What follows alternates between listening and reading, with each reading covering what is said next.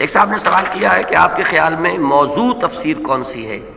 ہمارے اچھے بھلے پڑھے لکھے لوگ بھی اب اردو سے بھی اتنے ناواقف ہو چکے ہیں، یہ موضوع اصل میں لکھنا چاہتے تھے، موضوع لکھ دیا انہوں نے۔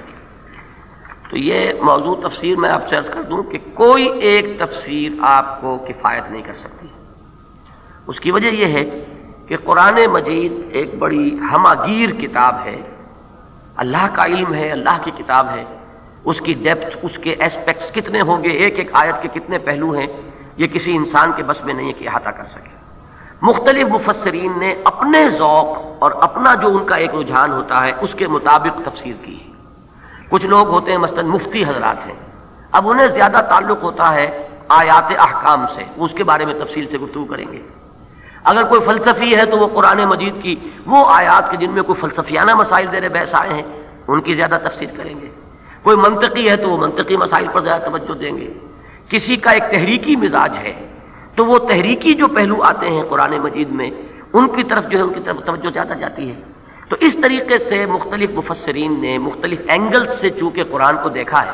اب یہ ایک میز ہے، وہ جو اسے دیکھ رہے ہیں اس کے سامنے ان کے ذہن میں اس کی تصویر کچھ اور بن رہی ہے، جو وہ دیکھ رہے ہیں اس میز کو ان کے ذہن میں اس کی تصویر کچھ اور بن رہی ہے، میز ایک ہی ہے۔ تو قرآن مجید جو ہے وہ ایک نہایت جامع اللہ کا کلام، اللہ کی کتاب ہے۔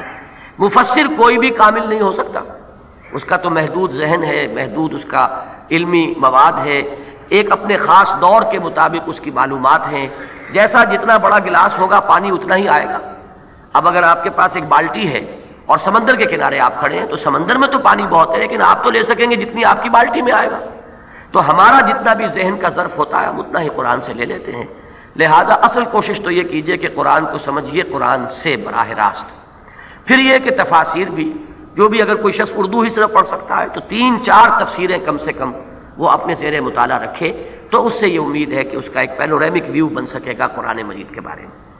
یہ میری گزارش ہے اس سوال میں۔